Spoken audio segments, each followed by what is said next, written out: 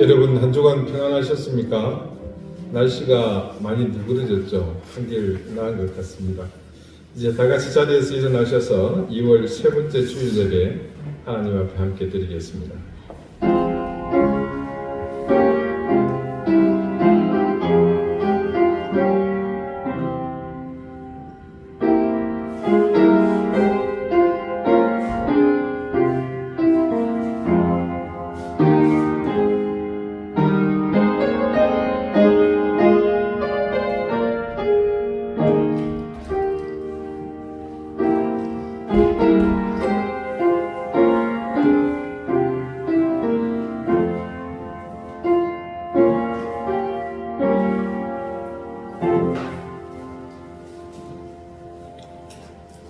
어떤 사람은 병거, 어떤 사람은 말을 의지하나 우리는 여호와 우리 하나님의 이름을 자랑하리로다.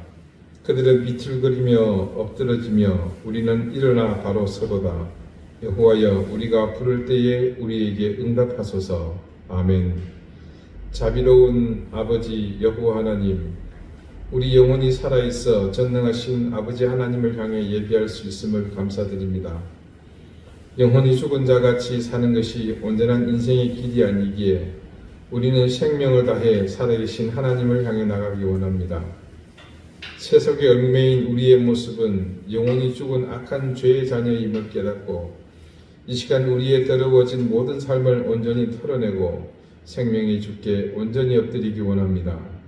성부, 성자, 성령, 삼위일체의 하나님께서 우리를 온전하게 하셔서 진실한 예배자로 서게 해 주십시오. 우리의 입술을 거룩하게 하시고 우리의 모든 감각이 하나님을 향해 열리게 해 주셔서 참된 제사로 나가게 해 주십시오. 예수 그리스도 이름으로 기원하옵나이다.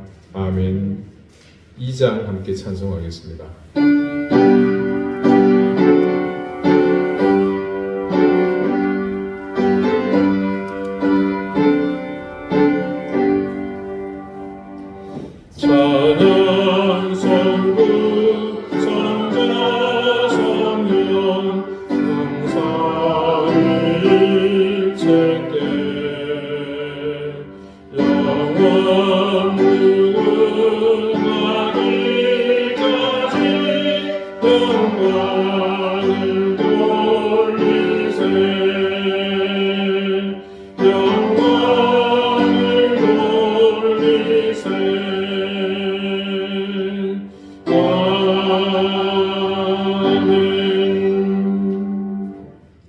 함께 참회의 기도를 드리겠습니다.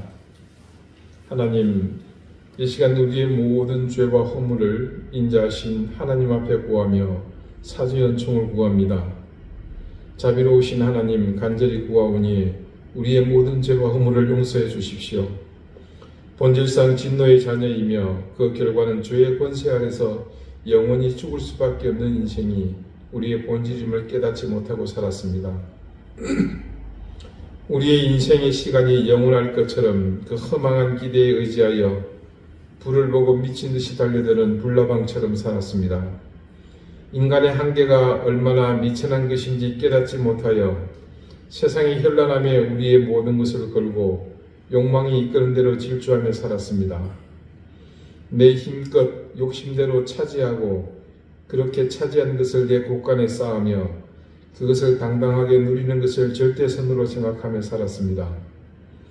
매 순간 모든 현장이 그런 모습으로 아로새겨진 지난 한 주간의 삶이었습니다. 하나님, 육의 열매를 쫓아서 허망한 시간으로 인생을 허비하며 살았던 우리를 불쌍히 여겨 주십시오. 용서해 주십시오. 이 허망함에서 깨어나 진리이신 하나님을 향해 굳건히 일어서게 해 주십시오. 이제는 하나님과 나만이 아는 은밀한 죄를 생각하며 계속해서 침묵 가운데 참회의 기도를 드립니다.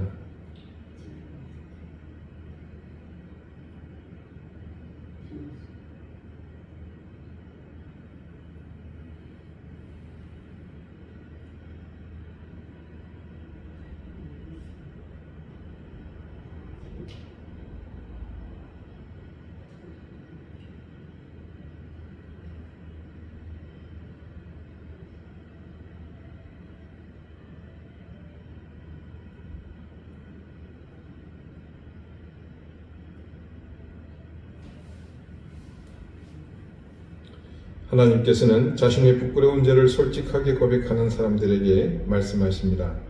주께서는 용서하시는 하나님이시라. 은혜로우시며 긍휼히 여기시며 더디 노하시며 인자가 풍부하심으로 그들을 버리지 아니하셨나이다. 아멘. 이제는 사도신경으로 우리의 신앙을 고백하오니 나는 전능하신 아버지 하나님 천지의 창조주를 믿습니다. 나는 그의 유일하신 아들 우리 주 예수 그리스도를 믿습니다. 그는 성령으로 잉태되어 동정녀 마리아에게서 나시고 본디오 빌라도에게 고난을 받아 십자가에 못 박혀 죽으시고 장사된 지 사흘 만에 죽은 자 가운데서 다시 살아나셨으며 하늘에 오르시어 전능하신 아버지 하나님 우편에 앉아 계시다가 거기로부터 살아있는 자와 죽은 자를 심판하러 오십니다. 나는 성령을 믿으며 거룩한 공교회와 성도의 교제와 죄를 용서받는 것과 몸의 부활과 영생을 믿습니다. 아멘. 자리에 앉으시기 바랍니다. 이제 다 함께 성시를 교독하겠습니다. 성시는 교독문 62번 시편 144편 43편입니다.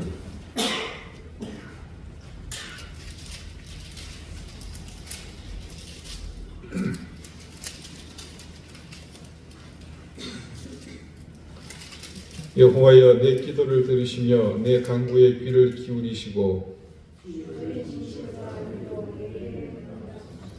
주의 종에게 심판을 행하지 마소서. 원수가 내 영혼을 핍박하며 내 생명을 땅에 엎어서 나로 죽은 지 오랜 자같이 나를 암흑 속에 두었나이다. 그러므로 내 심령이 속에서 상하며 내 마음이 내 속에서 장난하리라. 내가 옛날을 기억하고 주의 모든 행하신 것을 읊조리며 주의 손이 행하는 일을 생각하고 주를 향하여 손을 펴고 내 영혼이 마른 땅같이 주를 사모하리라. 여호와여 속히 내게 응답하소서. 내 영이 피곤하니이다. 여호와여 주의 이름을 위하여 나를 살리시고 주의 의로 내 영혼을 환난에서 끌어내소서. 주의 인자하심으로 나의 원수들을 끊으시고 내 영혼을 괴롭게 하는 자를 나아하소서. 나는 주의 종이니이다. 아멘. 기도드리겠습니다. 거룩하신 하나님, 추위가 누그러들면서 우리 가운데 봄의 기운을 고대하는 마음들에 힘을 더해 주셔서 감사합니다. 봄날의 따스함이 생명을 부르고 겨울에 얼어붙은 만물을 녹이듯 다가올 새봄은 지금 우리를 얼어붙게 만든 모든 것을 녹이는 기적과 같은 은혜로 채워지게 해 주십시오. 하나님, 세상은 깊은 흑암으로 내달리고 있습니다. 그 어둠 속에서 소란한 소리들이 날로 더해지며 무엇보다 거짓과 불의가 더욱 큰 기승을 부리고 있습니다.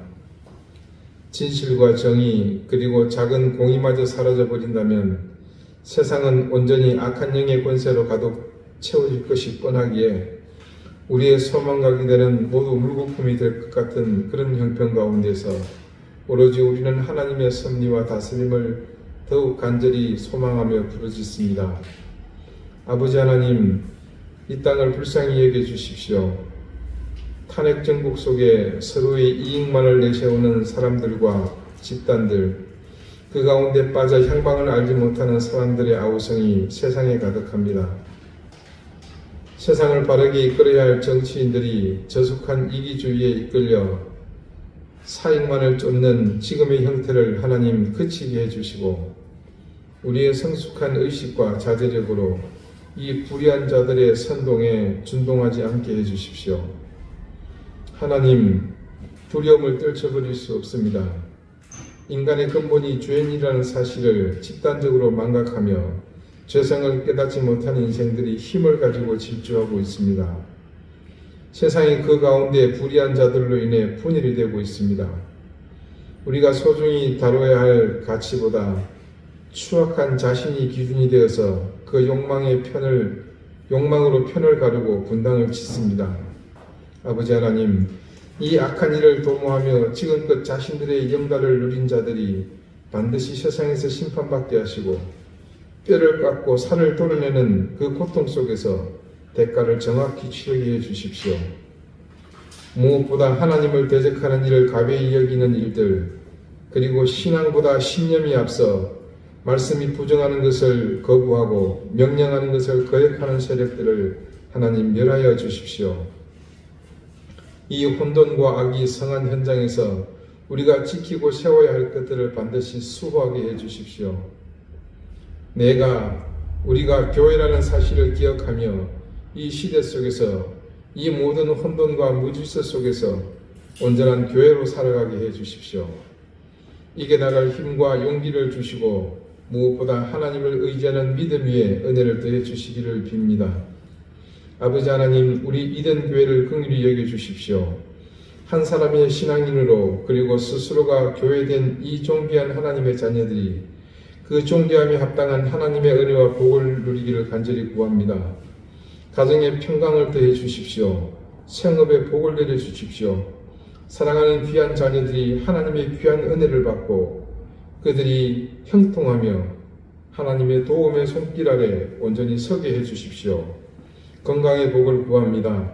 병들어 고통받는 가족들을 주님께서 위로해 주시고 회복해 주십시오. 각처로 출타한 우리 교우들 이 시간을 함께 기억하며 모두 예배의 자리에 함께 서도록 인도해 주십시오. 하나님, 우크라이나의 신음을 들어주시고 응답해 주십시오. 이스라엘과 주변 국가들이 겪고 있는 이 아픔과 고통이 속히 끊어지게 해 주십시오. 국제사회에서 잊혀져가는 아프가니스탄과 미얀마의 백성들이 부르짖는 소리를 외면하지 않게 해주십시오. 무한공항에서 항공기 사고로 가족을 잃은 유족들 하나님 위로해 주십시오. 태국 치앙마이에서 한센병원 사역을 감당하는 신주용 선교사와 또 미얀마 사태로 인해서 부모들과 떨어져 있는 신선교사가 돌보는 카렌족의 어린아이들을 주님 불쌍히 여겨주십시오. 오늘 이 예배 가운데 하나님께서 귀한 은혜로 함께 하시며 겸손히 머리 숙인 우리 모두의 가난한 심령 위에 하나님께서 큰 은총을 더해 주십시오. 감사드리며 예수 그리스도 이름으로 기도드립니다. 아멘.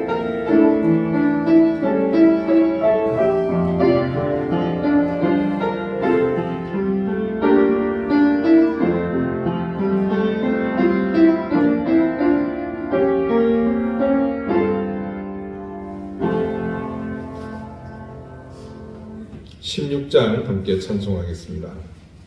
아멘.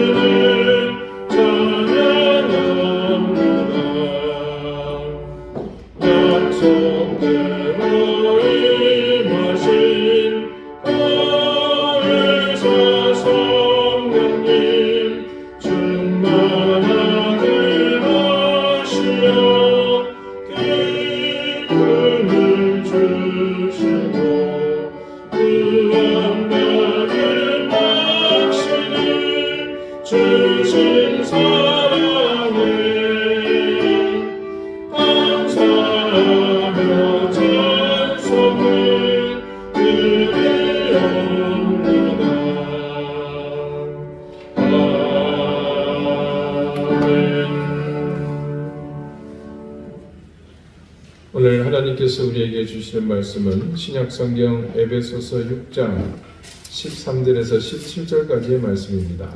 신약 316쪽입니다.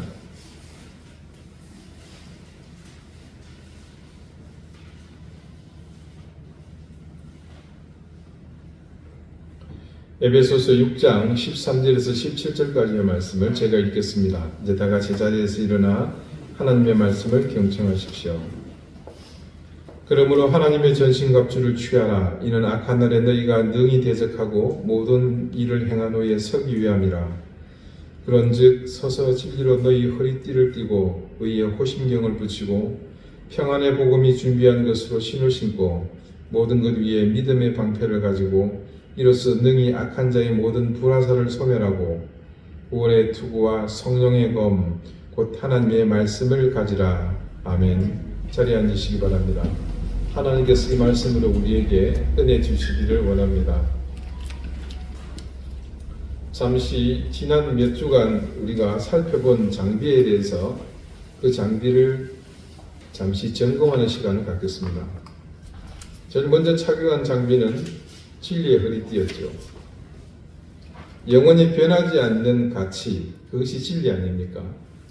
우리는 그것이 하나님의 사랑이라는 사실을 알았습니다.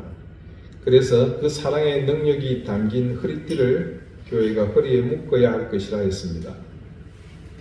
두 번째 장구는 의의 호심경, 우리의 가슴을 보호하는 장비였습니다. 기억하십니까? 우리의 신앙은 절대 머리로 하는 것이 아니라 가슴으로 하는 것이라 했습니다. 이 시대에 머리만 발달한 교회를 버리고 가슴이 살아있는 교회가 되자, 그렇게 말씀드렸습니다. 세 번째는 평안의 복음으로 신는 신, 칼리가라고 기억하십니까? 네. 이 신발을 신게 되므로 우리는 하나님의 사명을 따라 복음이 주는 평안을 전하는 일에 적극 나서야 한다고 했습니다. 그리고 지난주는 믿음의 방패였습니다. 악한 영의 모든 공격, 이 불화살을 막아주는 능력이 되는 믿음, 그 믿음의 방패. 그런데 그때 그 믿음은 내가 믿고 싶은 것을 믿는 믿음이 아니었죠. 마땅히 믿어야 할 것. 그래서 크게 두 가지를 말씀드렸습니다. 인내와 자기 부인으로 만드는, 그것으로 만들어진 온전한 능력을 가지는 믿음의 방패, 그것을 가지자고 했습니다. 그리고 오늘은 다섯 번째, 우리의 교회가 갖춰야 할 전신갑주 중에 한 장구는 구원의 투구입니다. 바울은 악한 영의 공격으로부터 우리를 지켜줄 전신갑주 중 우리의 머리 위에 구원의 투구를 쓰라고 합니다. 자, 우리의 중심이 되는 머리를 구원이라는 이름의 투구를 착용해서 지키라는 말입니다. 이거 굉장히 중요합니다. 이것은 단지 외부의 공격, 누가 짱돌을 던진다거나 아니면 그런 외상으로부터의 이 머리를 보호하는 것이 아니라 사람의 머리가 가진 본질적 기능의 보호를 말합니다. 우리의 머리가 모든 생각과 판단, 또 결정하고 사고하는 것을 이 구원의 능력이 보호하고 있다는 뜻이기도 합니다. 우리가 구원받은 하나님의 자녀이므로 우리에게는 이 구원의 투구가 더욱더 유효적절하게 사용될 수 있습니다.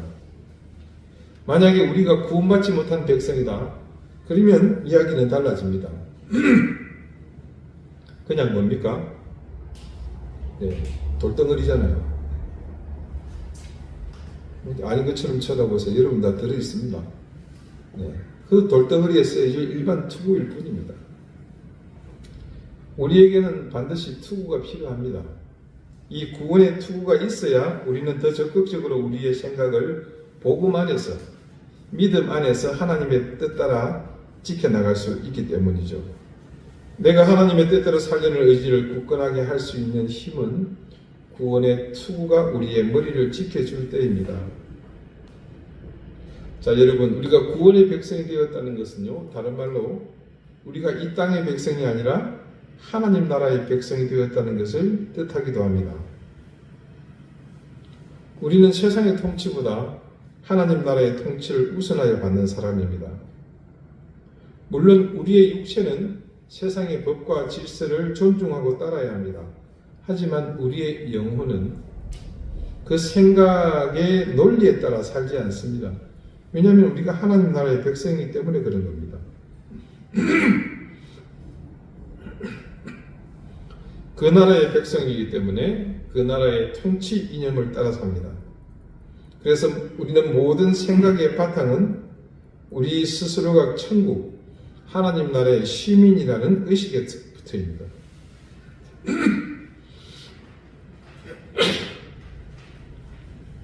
하지만 현실은 어떻습니까? 우리는 매우 심각하게 세상의 법과 논리에 휘둘리지 않습니까? 우리는 돈의 힘 앞에 무기력합니다. 권력 앞에서도 우리는 힘을 낼 수 없습니다. 하다못해 무력 앞에서도 우리는 길을 펴지 못합니다. 평범한 사고와 삶의 방식으로는 세상의 논리에 우리는 쉽게 수긍하고 맙니다. 이런 현실에서 거대한 힘 앞에서 나약한 우리가 세상의 논리를 따르지 않는 최상의 법은 우리의 머리를 통제하는 길밖에는 없습니다. 그래서 사탄은 우리의 머리를 공격합니다. 두통이나 부스럼, 뇌종양 이런 거 말고요. 우리의 머리가 가지고 있는 중요한 기능을 하나씩 공격하는 겁니다. 자, 우리의 머리가 가진 제일 첫 번째 기능은 뭡니까? 생각이지 않습니까? 생각하는 것. 우리의 하루는 수도 없이 많은 생각을 합니다. 그래서 생각을 잠시 멈춰보라고 하면 그 생각을 어떻게 멈춰야 하나 말아야 하나 하면서 또 그걸 생각한단 말이에요. 가령 여러분에게 제가 성경 말씀을 읽을 때마다 꼭 주의하라고 당부하는 것이 있죠. 말씀을 읽기로 작정하고 책상에 앉거나 말씀을 펴들었을 때 그냥 무조건 성경책을 펴고 눈으로 보고 읽어서는 안 됩니다. 반드시 뭐부터 하라 그랬습니까? 성령님의 도움을 구하는 기도를 드리라고 그랬죠. 여러분, 성경 말씀이 하나님의 말씀인 사실을 믿으십니까? 그러면 그 하나님의 말씀이 살아있는 말씀이라는 사실을 믿으실 겁니다. 그렇다면 성경 말씀이 진짜 살아있는 하나님의 말씀인데 과연 여러분이 그 말씀을 정독해서 읽을 때 아무런 일도 일어나지 않을 것 같습니까? 네, 대부분 아무런 일도 일어나지 않습니다. 아마 여러분의 인생을 되돌아보시면 성경 말씀을 읽을 때 무슨 일이 있었다는 기억이 있는 분은 별로 없을 겁니다. 그런데 무슨 사소한 일이든 어떤 작은 감정의 변화라고 하더라도 있었던 적이 적어도 한 번 정도는 있었을 것입니다. 그나마 전혀 없었다. 그러면 조금 심각합니다. 반성하시고 회개하셔야 합니다. 기본적으로는 그렇습니다. 하나님의 말씀인 성경 말씀은 인류 역사상 가장 많은 사람을 감동시키고 변화시킨 책입니다. 여러분도 잘 아시죠? 사람이 나이가 들면 인생을 살던 방식에 변화가 없습니다. 그거 고치려고 드는 거는 참 무모한 짓입니다. 그런데 이 말씀을 접하고 연세가 많이 드신 분들, 인생이 바뀌지 않을 것 같은 분들조차도 그 인생이 송두리째 바뀌시는 분들이 주변에 보면 셀 수 없이 많습니다. 뭐 때문에요? 이 말씀 때문에. 왜 그럴까요? 그 말씀이 살아있는 책이기 때문에 그렇습니다. 그래서 우리가 그 책을 펼치기 전에 기도하는 겁니다. 성령님, 이제 말씀을 펼쳐서 읽으려고 합니다. 성령님의 인도하심으로 말씀 속에 담긴 진리를 깨닫게 하시고 이 말씀을 온전히 받아들이고 깨닫는 것을 방해하는 악한 영의 역사를 막아주십시오. 이 특별히 마지막 강구, 악한 영의 방해를 막아달라고 기도하는 것, 이게 중요합니다. 그렇지 않기 때문에 우리는 성경 말씀을 읽으면서 지금껏 별다른 느낌 없이 그냥 읽었다는 만족감만 남아있는 겁니다. 여러분, 하나님의 살아계신 이 말씀을, 성경을 볼 수 있다는 것은요, 정말로 얼마만큼 큰 복인 줄 모릅니다. 우리만의 특권 아닙니까? 그런데 그 복은 그냥 대가 없이 마구 주어지는 것이 아니라 시험의 과정을 거쳐야 받을 수 있습니다. 그 시험들이 바로 악한 영들의 유혹입니다. 성경을 읽으면서 우리의 머리를 혼잡하게 하고 말씀을요, 단어와 문장 그리고 상황들, 시대, 또 사건들을 우리 일상의 다양한 경험들 속으로 끌고 갑니다. 만약에 어떤 단어가 있으면 그 단어를 확대 해석하게 해서 우리 과거의 기억 속에 있는 것과 매치를 시키고 그 매치시킨 속에서 과거의 생각을 부풀리고 그것에 몰입하게 함으로써 지금 저는 뭐하고 있습니까? 성경 읽고 있잖아요. 근데 제 눈은 여기 있는데 생각은 계속 나오는 거예요.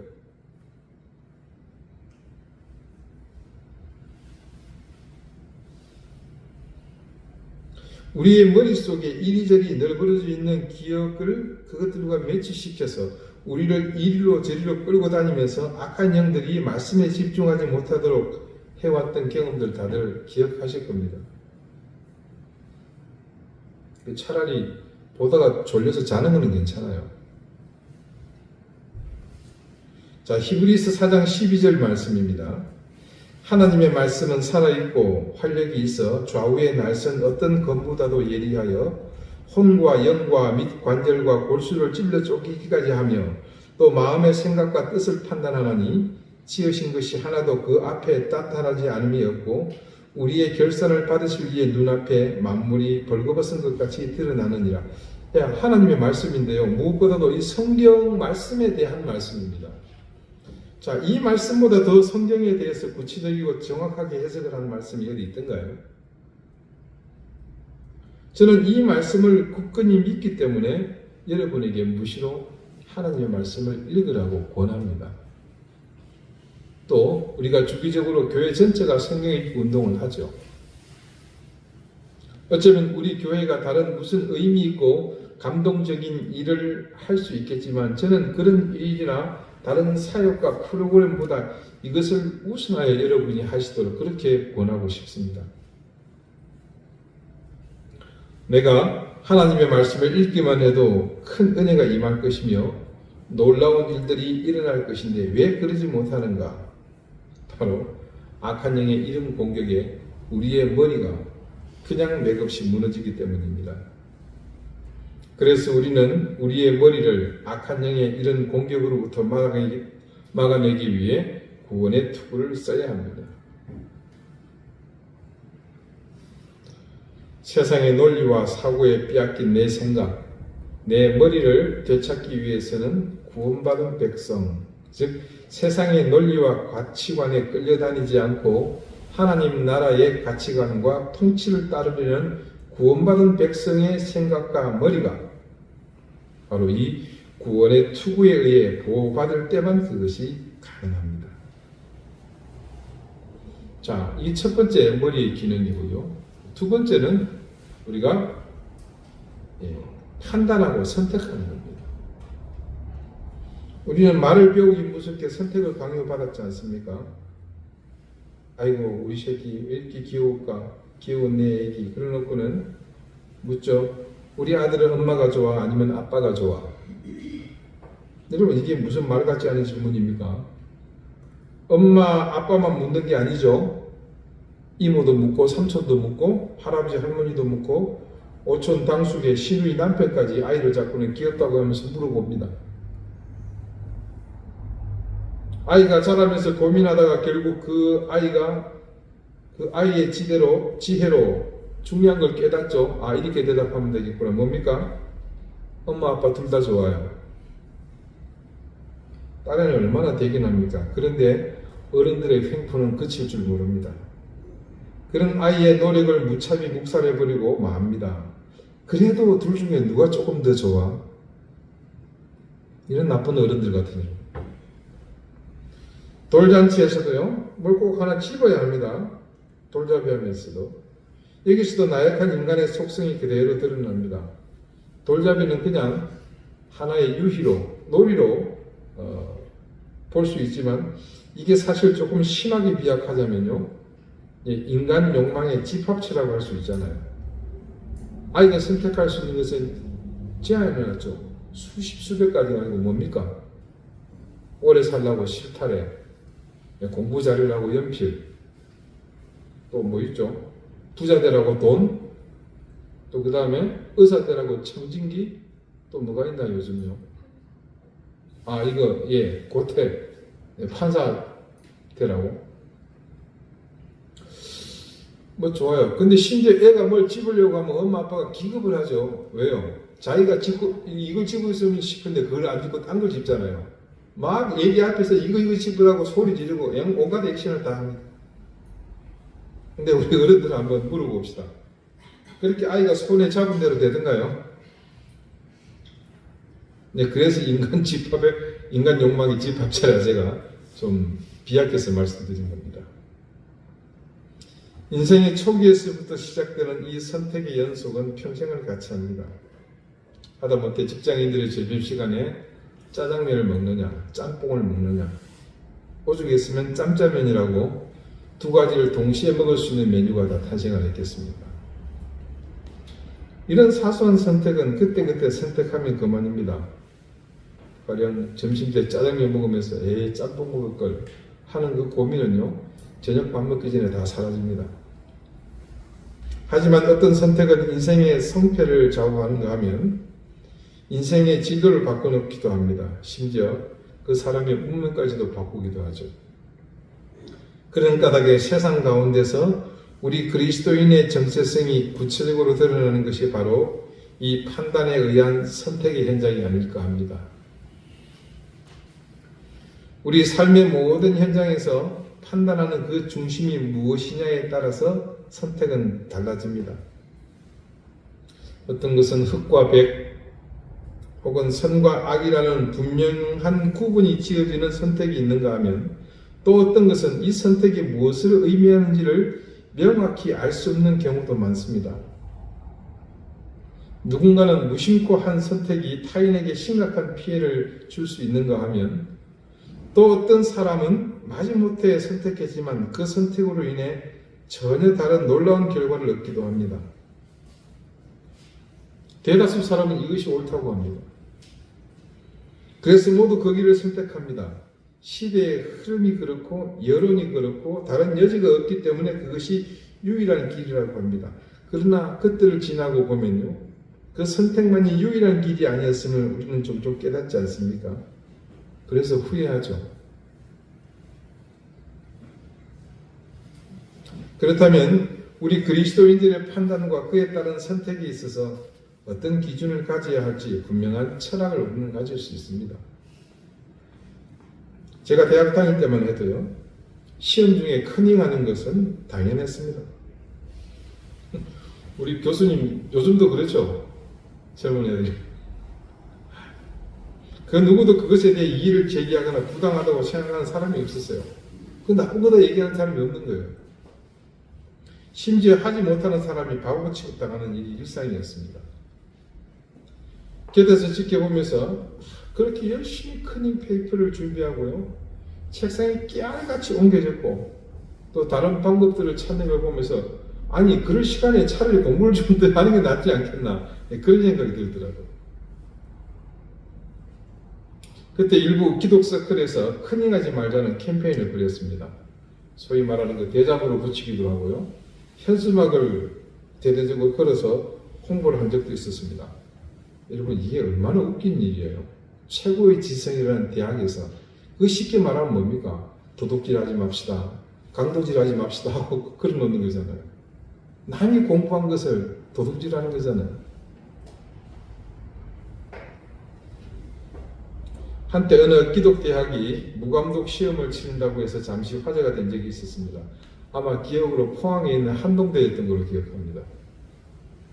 잠깐 그냥 뉴스로 지나가고 말았지만 그건 참 정말로 의미 있는 일이었습니다. 그리스도인이 세상에서 무엇을 선택하고 살아야 하는지를 보여주는 대표적인 일이었기 때문입니다. 기업을 하시는 분들도 마찬가지입니다. 기업의 최대 가치는 이윤 창출입니다. 이것이 절대 윤리죠. 경쟁사회, 이 자본주의 사회에서 그 위에 다른 명제는 존재하지 않습니다. 하지만 내가 그리스도인이라면 적어도 내가 운영하는 기업에서는 세상의 방법과 다른 그리스도인으로서 반드시 지켜야 할 룰이 있습니다. 그것은 기업 경영에 있어서도 하나님의 법이 먼저여야 한다는 겁니다.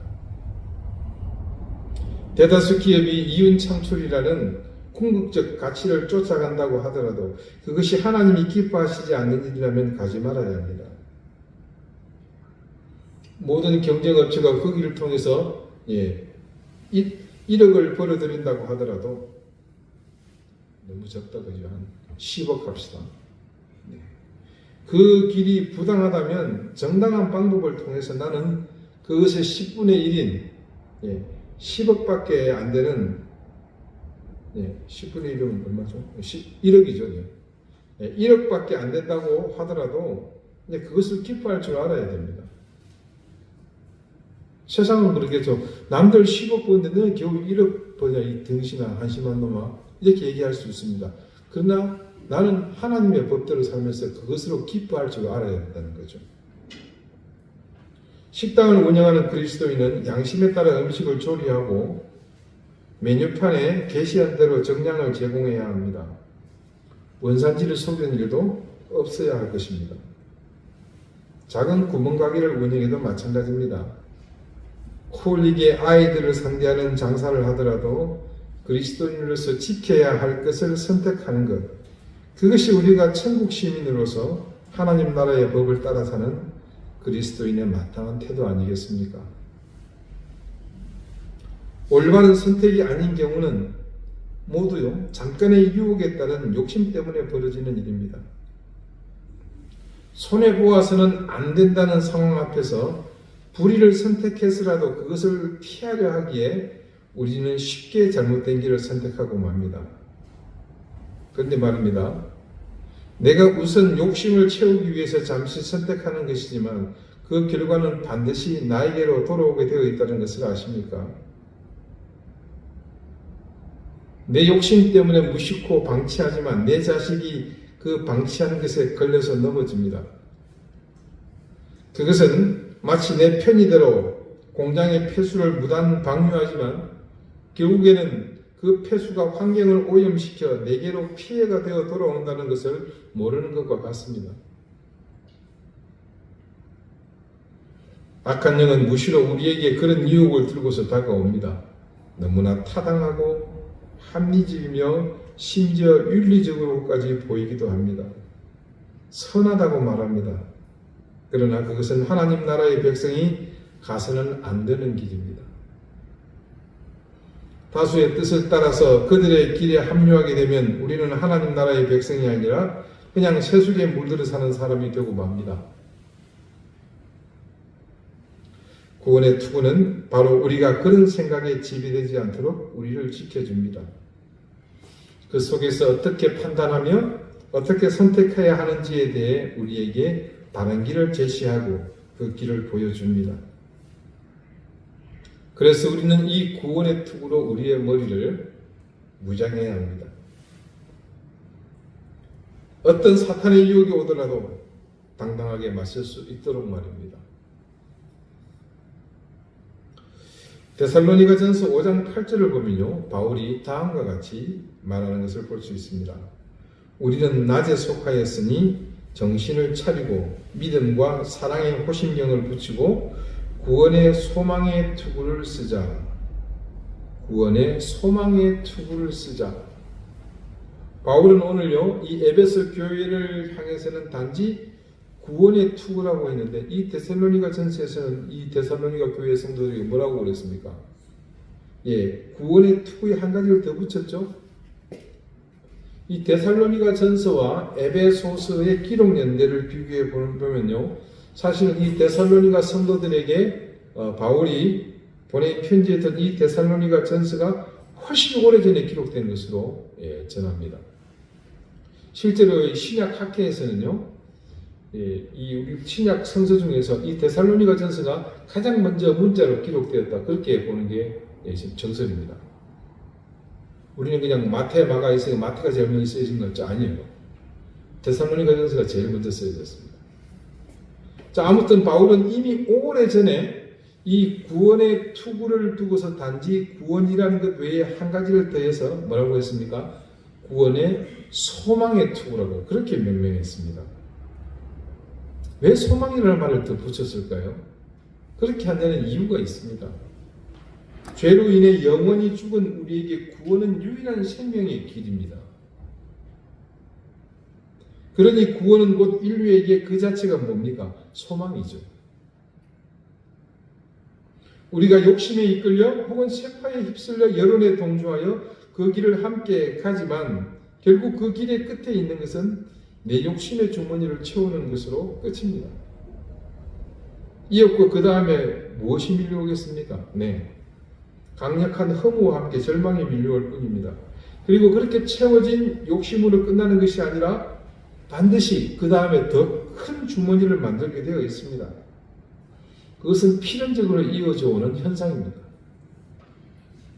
그렇게 끌려다니는 인생에는 그칠 줄 모르는 욕망만 있을 뿐 소망이 있을 수가 없습니다. 그래서 이 세상의 욕망을 뛰어넘는 구원만이 우리 인류에게 유일한 소망입니다.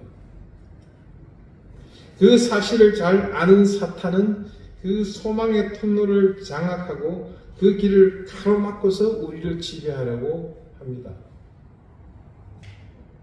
사탄은 가장 강력하고 지배한 공격을 그래서 우리의 구원, 이 소망의 길에 퍼붓는 것이죠.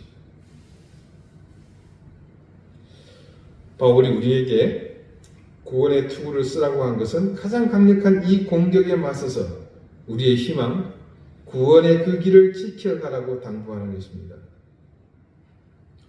자, 사랑하는 우리 교우 여러분, 여러분은 구원받은 하나님의 자녀인 것을 믿으십니까? 내 인생의 가장 밑바닥에서부터 하나님 나라의 법, 그 통치로 내 인생을 살아가야 할 당위성을 믿으십니까? 믿으셔야 합니다. 그래야만 우리는 우리의 머리를 사탄의 공격으로부터 지켜나갈 수 있습니다. 지금껏 우리의 생각을 지배하고 있던 모든 법에서 여러분 벗어나시기를 바랍니다. 자, 바울이 에베소 교회를 향해서 이 구원의 투구를 쓰라고 한 이유를 이제 아시겠습니까? 그런데 지난 2000년의 교회 역사를 통해서 보면 많은 교회는 이 구원의 투구를 쓰라는 바울의 말을 가볍게 생각했습니다. 심지어 무시했습니다. 성장하면서 세력이 커진 교회는 구원의 투구 대신 뭘 쓰게 됩니까? 네, 세상에서 영광을 드러내는 찬란한 면류관을 쓰기에 바빴습니다. 우리의 삶을 이끄는 핵심이 되는 머리에 구원의 투구가 아닌 찬란한 황금 면류관을 대신하여 썼던 교회들은 지금 모두 무너져버리고 서서히 역사 속에서 사라져버렸습니다. 그리고 그런 역사가 증언하는 그 교훈을 망각한 채 지금도 교회는 높은 성벽을 쌓고 망대를 세우는 일에 그렇게 헛된 면류관을 쫓아가는 일을 답습하고 있습니다. 그리고 교회의 지도자들은 그것을 목표로 삼고 심지어 그렇게 되게 해달라고 기도까지 하고 있습니다. 여러분, 주님께서 영광의 면류관을 쓰셨습니다. 그분은 분명 영광의 면류관을 쓰신 분이 맞습니다. 하지만 우리가 간과해서는 안 되는 중요한 사실 한 가지가 있죠.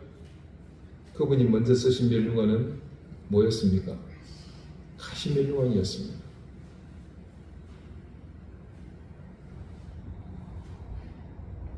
주님께서 먼저 가시 면류관을 쓰셨기에 그분께 영광의 면류관이 씌워졌다는 사실을 우리는 반드시 기억해야 합니다.